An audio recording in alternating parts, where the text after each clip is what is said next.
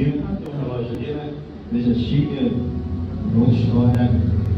Agradecer a oportunidade ao pastor Adriano, né? O entusiasmo do pastor Diniz, todo dia me mandando mensagem, né? Muito bom estar aqui presente. Hoje eu estou acompanhado de um amigo, né? Muito, e da minha querida esposa, Sheila. Mas assim, Sheila, o pessoal te conhecer. Eu dei uma. Falei muito para ela, não vai falar de mim, não, minha querida esposa. Quero convidar você a abrir a sua Bíblia em Mateus capítulo 6. O pastor Adriano falou comigo que era um tema sobre desafios. E hoje de manhã eu vi no Instagram que era de ceia. Mas Deus está no controle e está fazendo tudo ficar certo, e quem comanda é Ele. Nós somos apenas instrumentos. Mateus capítulo 6, a partir do verso 22 e 23.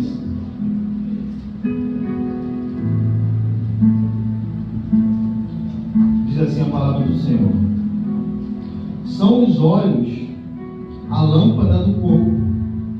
Se os teus olhos forem bons, todo o teu corpo será luminoso. Se, porém, os teus olhos forem maus, todo o teu corpo estará em trevas. Portanto, caso a luz que em ti há seja trevas, que grandes trevas serão. Senhor, mais uma vez nós oramos a Ti, pedimos ao Senhor que o Senhor continue falando conosco, Pai, porque todos nós precisamos da Tua palavra, Senhor. Todos nós precisamos do Teu poder. Todos nós precisamos de Ti, Senhor. Fala conosco da maneira que o Senhor desejar. Estamos disponíveis aqui, Pai, para Te agradar, Senhor. E se há, Deus, porventura, Senhor, algum dardo inflamado do inimigo, querendo, Deus, nos travar, querendo fazer a gente pensar em outras coisas nesse momento, venha ser repreendido pelo poder que há no nome de Jesus. É o que nós oramos em nome de Jesus. Bom, irmãos, aqui Jesus vem dando algumas instruções desde os capítulos anteriores. E exatamente no capítulo 6, Jesus dá 8 instruções para os seus ouvintes. Primeiro ele fala como você for dar esmolas, né? Ele ensina quando for fazer uma oferta a alguém. Depois ele fala como se deve orar. Depois ele ensina a oração dominical, a oração famosa. Depois ele ensina como o seu povo deve jejuar. Depois ele ensina os tesouros no céu, que nós devemos juntar tesouros no céu. Depois ele vem falando desse assunto que a gente vai tratar aqui hoje, que é sobre a luz e as trevas, uma perspectiva de visão. Depois ele fala dos 2 senhores, que a gente tem que servir a um Senhor. E depois ele fala sobre a ansiedade. Se você reparar, são 8 assuntos vitais para o nosso tempo. E é um assunto importante também do século I. Parece que só mudou os personagens. Parece que Jesus falou: eu vou deixar isso escrito, porque no século XXI vai ter pessoas precisando ouvir isso aqui, vai ter pessoas precisando da minha palavra. A gente vai falar de luz. E se você reparar nos louvores que foram tocados, foram adorados ao Senhor, o primeiro falava: o Senhor é minha luz. O último falou também sobre luz. Eu fico maravilhado com isso, que é a confirmação de Deus, da palavra dele. Deus quer tratar algo conosco hoje, através da visão, das nossas visões. Nós temos aqui a Kátia, o Adriano, que cuida da visão do povo. Já perceberam isso? Quando eu conheci o Adriano, eu não usava óculos. Mas aí o Adriano começou a orar. Deus, embaça a visão dele. Passa a visão. Ele ficou, ele insistiu. E, enfim, comprei o óculos. Precisava, com muita dor de cabeça. Quem usa óculos sabe que isso acontece. A mulher acha que é frescura, mas com muita dor de cabeça, né? Comprei o óculos, o Adriano, vendi. Só que, meu irmão, a oração do Adriano começou a mudar. A A oração dele foi: Senhor, faça ele esquecer esse óculos em algum lugar. Faça esse óculos arranhar, quebrar. Eu tive que comprar outro óculos. Mas brincadeira à parte, por que eu estou falando isso? Porque na vida humana, chega um determinado tempo na nossa vida que a nossa visão fica embaçada. A nossa visão fica distorcida do real. E a gente precisa cuidar dos nossos olhos. A gente precisa cuidar, comprar um óculos adequado e o problema acaba. Você nem liga muito para o valor, você quer resolver o problema. E eu fico pensando que na vida espiritual, no olhar espiritual é muito diferente. O tempo vai passando e a nossa visão vai ficando embaçada. A gente orava de um jeito, já não ora mais. A gente buscava de um jeito, já não busca mais. Jejuava, mas já não jejua mais. E por nós sermos cristãos, a gente não vai percebendo como estamos perecendo. E a gente começa a errar daqui e dali. E as coisas que arrepiavam a gente já não arrepia mais. E as coisas que tocavam no nosso coração já não toca mais. E a nossa visão vai ficando distorcida, a nossa visão vai ficando embaçada. E a gente vai perecendo sem perceber. A nossa visão vai entrando no piloto automático. E quando a gente percebe, para a gente está tudo bem. Mas Jesus deixou esse ensino para nós. E Jesus me trouxe aqui essa noite para mudar o nosso óculos, para mudar a nossa ótica, para mudar a maneira como a gente está enxergando as coisas de Deus e as coisas que Deus tem preparado para nós. E pensando sobre esse assunto, pensando sobre esse tema, sobre visão, eu quero falar aqui alguns pontos, vou ser rápido, mas eu creio que é algo que Deus quer preparar a igreja dele. A igreja somos nós. Essa palavra vem primeiro ao meu coração, para me preparar para algumas coisas que Deus tem a fazer. E está vendo reflexo de vocês também, porque Deus há de fazer coisas grandes no nosso meio. Deus há de mudar algumas histórias no nosso meio.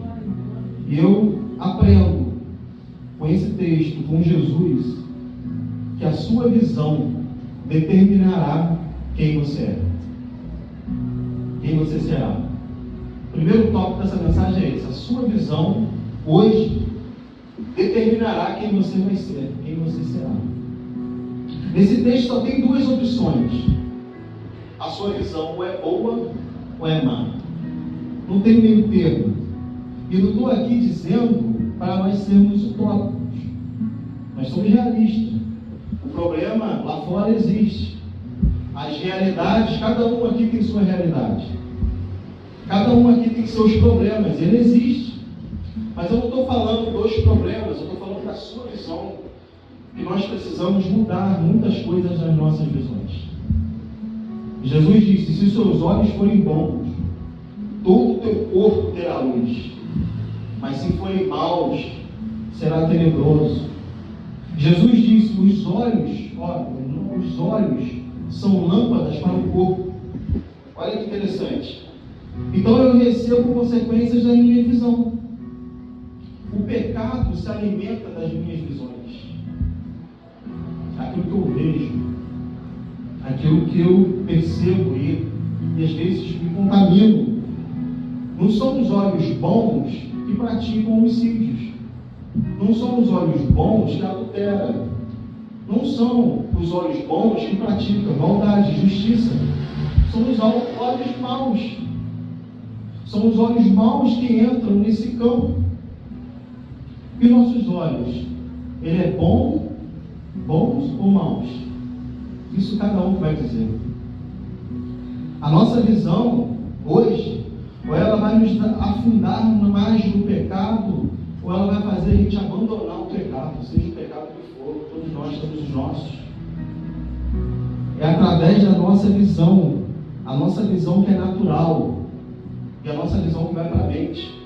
Isso é tão sério que Jesus, no capítulo anterior, disse: se com teus olhos você desejar uma outra mulher, você já cometeu adultério. Antes precisava ter fisicamente, o ato fisicamente. Mas para Jesus, apenas o desejo, você já está no erro.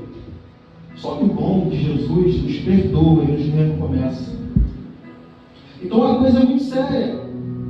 Provérbios 23, 7 vai dizer porque como imaginou o seu coração, a sua alma, assim ela é. Provérbios vai dizer em 4:23 que sobre tudo que se deve guardar, guarda o teu coração, porque dele procede as fontes da vida.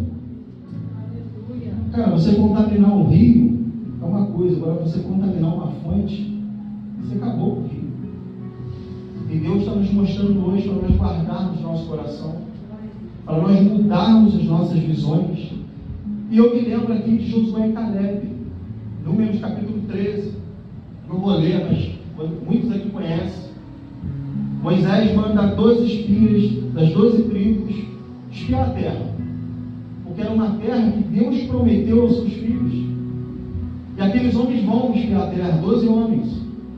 E lá, eles ficam alguns dias e voltam, cada um com seus relatórios. E 10 diz, essa terra é muito boa assim.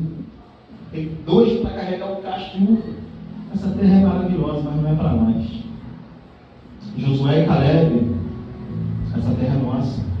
Ainda que tenha essa realidade, quem nos prometeu foi Deus.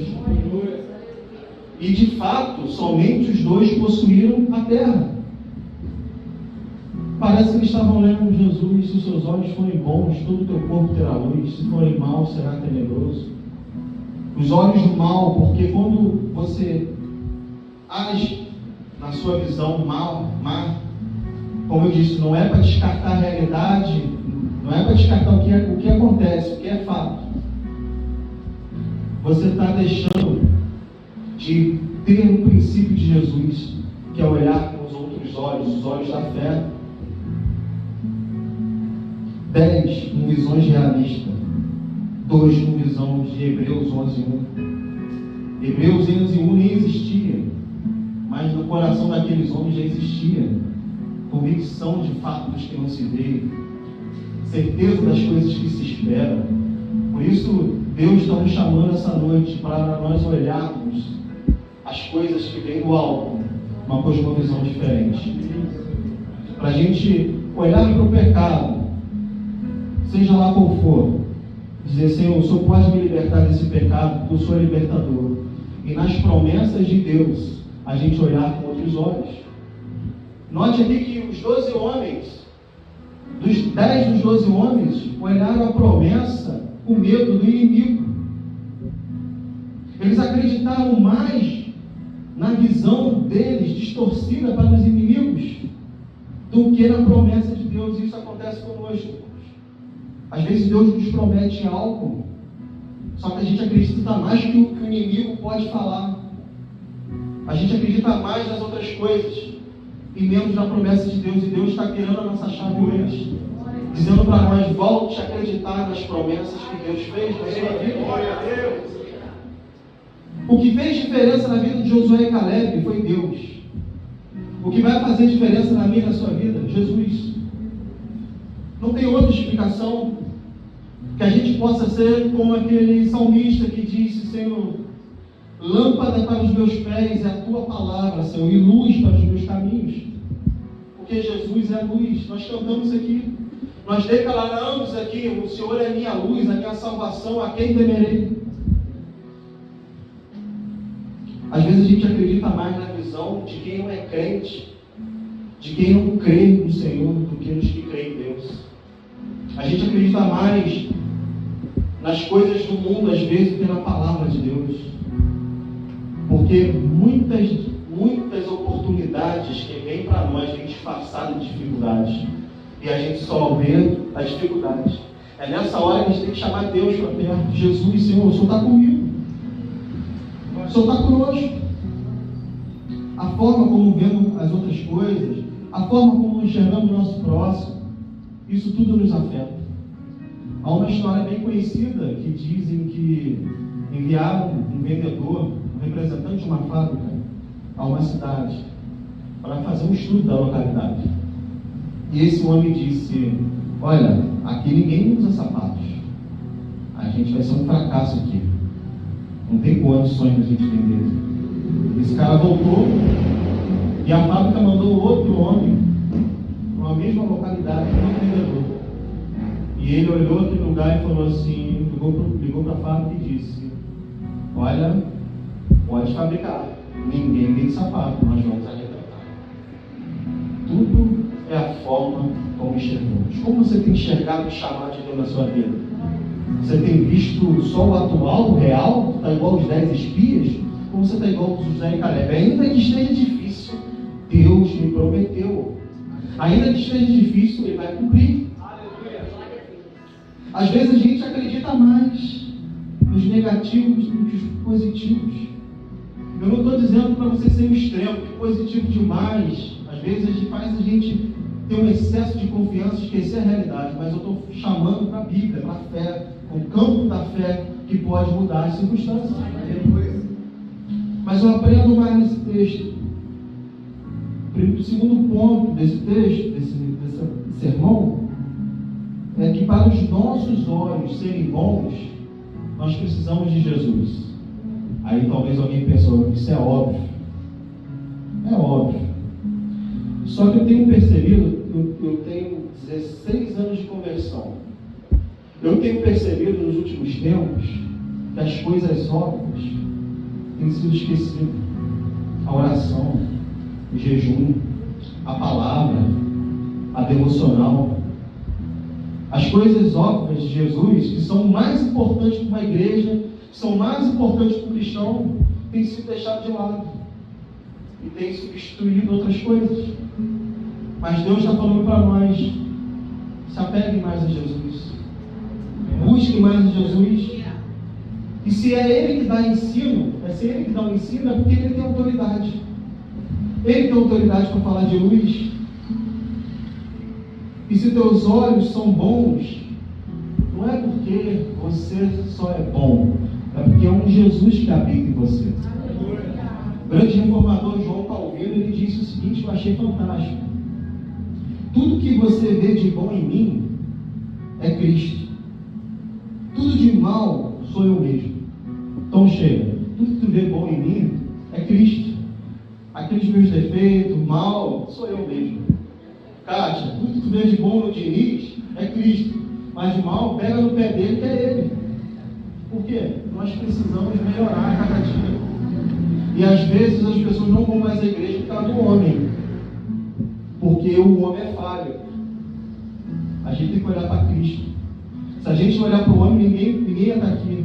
Ninguém ia estar aqui. Se vocês olhassem para mim, ninguém ia estar aqui. Mas a gente tem que procurar melhorar e se aperfeiçoar cada dia.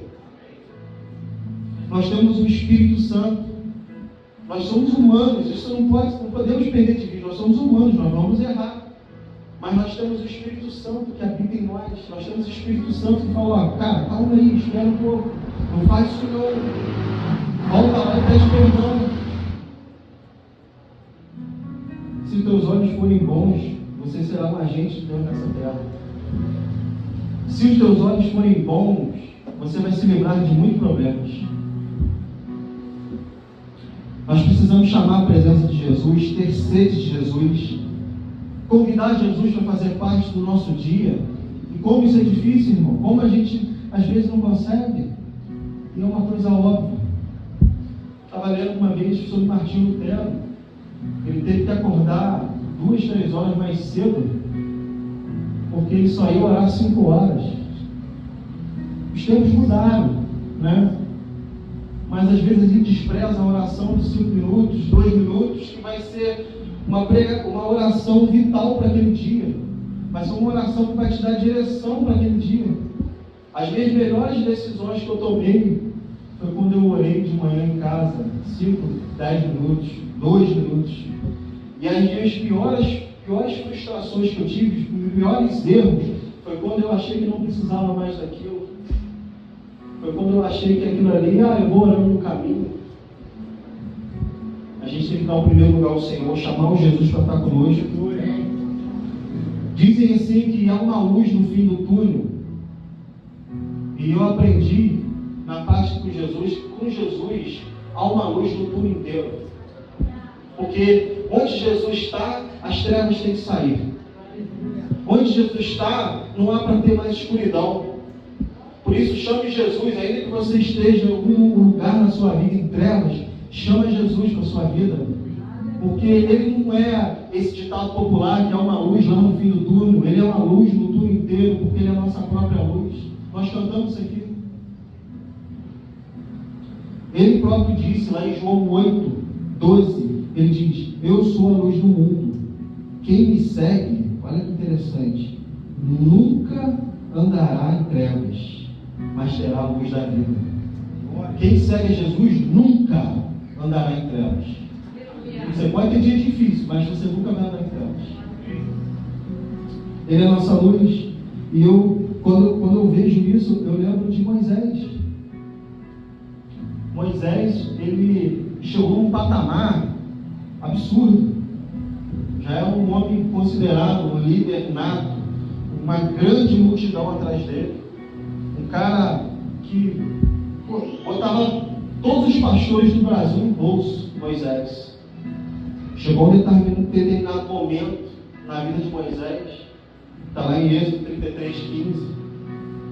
Ele disse para Deus: Senhor, se a tua presença não for conosco, não nos faça sair daqui. Essa tem que ser a nossa oração todos os dias. Senhor, se a tua presença não for conosco, não deixa eu ir. Se a tua presença não for comigo, não deixa isso acontecer. Se a tua presença não for comigo, não deixa eu tomar essa atitude. E como a gente faz isso? Fazendo o óbvio, o simples, chamando Jesus para perto. Não precisa inventar muita coisa. O céu já foi rasgado para a gente ter acesso a ele. Eu vou correr para essa hora. O terceiro ponto que eu aprendo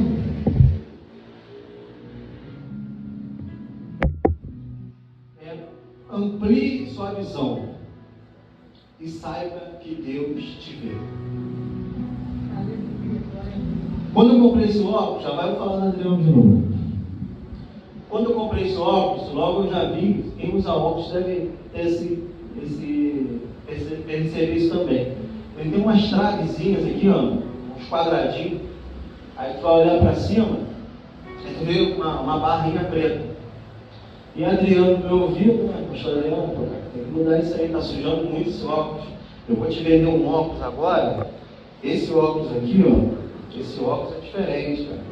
Coloca ele aí. Aí eu coloquei o óculos. Ó. Aí, uau, a visão dele é diferente. Já não tem aquela trave aqui em cima.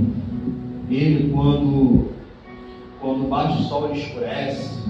Né? Ele protege seus olhos. Ó, vamos pegar um emprego lá contigo, de vendedor aí. E eu estava pensando nisso. E a gente precisa trocar os nossos olhos. Cristo está aqui nessa noite para fazer essa mudança, para a gente olhar além das nossas vistas. Isso é fé. Se eu olhar esses óculos aqui, não é fé, é uma realidade. Mas se eu olhar além da vista, eu já estou olhando o meu sobrinho, meu filho, que não é de Cristo hoje, mas já é pela fé. Eu preciso olhar além. Eu preciso olhar aquilo que não está acontecendo hoje, pode acontecer amanhã, e às vezes, irmãos, a gente sabe disso, e às vezes a gente para. Deus está acendendo uma chama aqui de novo. Recomeça a acreditar. Coloque os óculos da fé e abandone da limitação.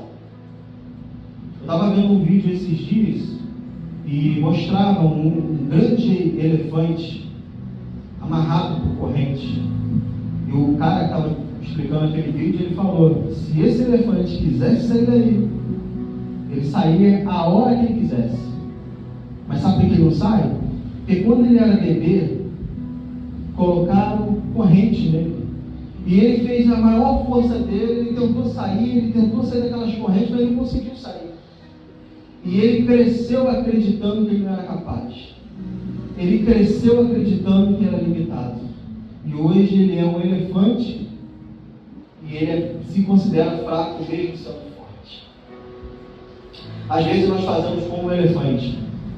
A gente sofre uns traumas lá de trás e a gente não vive os novos propósitos do Senhor. A gente sofre o que a gente teve lá atrás e a gente não cresce mais no Senhor porque a gente acha que é incapaz. Sendo que Deus te deu inteligência, sendo que Deus te deu capacidade, sendo que Deus te deu missão, e às vezes a gente olha lá, não, mas lá atrás eu estava com corrente, não, mas lá atrás, mas aconteceu isso. Deus faz nova todas as coisas. Jesus não te vê dessa forma, Jesus não te vê. Quando Gideão estava ali triste, com medo, Deus chama ele de homem valoroso, homem valente. Gideão se via como um coitado, mas Deus o via ele como valente. Deus não vê como um homem vê. Quando saiu, eu falei de tudo. Falei de tudo 2 vezes. Quando Samuel, Deus fala para Samuel escolher Davi. Samuel olhou quem? Eliabe. Jamais Samuel escolheria Davi. Mas Deus falou com ele: Samuel, eu não vejo como um homem vê. Por isso, não se preocupe como alguém está te vendo. Não se preocupe com as circunstâncias. Deus vê de forma diferente. Às vezes o medo faz a gente ter distorção. Deus é amor e justiça. Isso ninguém vai tirar dele. E às vezes a gente só fala do amor, não fala da justiça, às vezes não tem equilíbrio. Mas quem é o homem de Deus, quem tem os bons olhos do Senhor, ama a justiça de Deus. Porque é Ele que nos justifica. É Ele que nos dá um milagre. Por isso a gente não pode olhar para o nosso Senhor distorcido. Aquele homem que Deus deu talentos, que deu um talento, ele enterrou. Por que tu enterrou? Porque você é um homem severo, o Senhor é um homem severo. Às vezes a gente faz a mesma coisa, a gente distorce quem Deus é. A gente distorce quem é o Senhor. E a gente deixa de se aproximar mais do Senhor. E Deus está nos chamando hoje. Eu não sou como os homens falam. Eu sou o que a palavra diz. Ele é o que a palavra revela. Por isso, que a gente possa, a partir de hoje, entrar no santuário dele, na igreja, no nosso lar, com ousadia. Olha o que Hebreus 10, 19 diz: tendo, pois, irmãos, ousadia para entrar no santuário, pelo sangue de Jesus. Por isso, amplie sua visão. Deixa Deus ser o primeiro. E eu finalizo aqui, vou cortar algumas coisas para essa hora. Como é culto de ceia, vou finalizar aqui no 4º tópico. E para mim, o tópico mais importante na vida cristã, desse sermão. Primeiro, a gente falou que a nossa visão vai determinar o nosso futuro. Segundo, a gente falou que a gente precisa de Jesus para ter bons olhos. Terceiro, a gente falou para a gente ampliar a visão e saber quem Deus é e viver. Quarto e último, o maior milagre já aconteceu. Como assim o maior milagre já aconteceu? Hoje é dia de ceia. E nada que está por vir é maior do que Jesus já fez na cruz por mim e por você. Oh, aleluia! Nenhuma riqueza, nenhum empreendimento, nenhum sucesso, nada, absolutamente nada nessa terra vai ser melhor do que Jesus já fez por você. Morrer na cruz do Calvário nos dá acesso à salvação. Ele viveu aqui na terra como bebê, poderia ter vindo já como Deus, mas cumpriu o que a gente cumpriu o que vai cumprir, né? Ele veio como bebê, ele foi criancinha, ele precisou de alguém para trocar suas fraldas, ele cresceu na graça e no conhecimento, ele foi humilhado, foi traído, foi enganado, foi mal compreendido, morreu por nós. Tudo que a gente passou aqui na terra e que a gente vai passar, Jesus passou. Mas para nos dar o que? Acesso à salvação, ao perdão. Então, irmãos, não se frustre. Eu falo aqui para pessoas, não se frustre por algo que não aconteceu ainda. Não se frustre pelo milagre que você tanto deseja que ainda não aconteceu. Pode acontecer. Mas passa a ter uma nova ótica de Jesus. Seja grato pelo que Ele fez na cruz. Porque não há milagre maior que esse. Isso é salvação, isso é vida eterna. Você pode ter cura, você pode ter tudo que for aqui. Mas não vai ser maior que Jesus fez na cruz por você. Quando você entender, isso eu falo nós, irmãos. Quando eu falo você, eu falo nós. Quando você entender que o sacrifício de Jesus na cruz é maior que um milagre, quando nós entendermos que Jesus fez por nós por um amor sacrificial, a gente vai pedir menos milagre e vai agradecer mais. O milagre vai ser só um detalhe. Eu lembro dos 10 leprosos. Os 10 queriam muita cura. Senhor, me cura, me cura. Jesus teve compaixão e curou. 9 foram embora. 9 desapareceu. Jesus falou, mas não foi 10 que eu curei? Onde estão os outros? Só tem um aqui e esse ainda é estrangeiro. E Jesus disse para aquele homem, disse, levanta, vai, a tua fé te salvou. Quando o meu coração não está mais na petição e está na gratidão, eu recebo até aquilo que eu não achava que ia receber. Aleluia. Eu recebo aquilo que eu não merecia receber. Aleluia. Isso é graça. Quando o meu coração só está em pedir, eu estou tratando Deus como um supermercado. Quando o meu coração sai desse nível só de petição, eu não estou falando que não é para pedir, porque a Bíblia manda pedir. Mas quando você sai desse nível de petição e de gratidão, que a gratidão é uma forma de adoração, você recebe o que não merece. Aleluia. Isso é graça. Que nós possamos hoje ser instrumentos de Jesus e termos bons olhos para os nossos desafios. Que Deus abençoe a sua vida, que Deus abençoe a sua casa, que Deus abençoe a sua família. Sua morte, linda.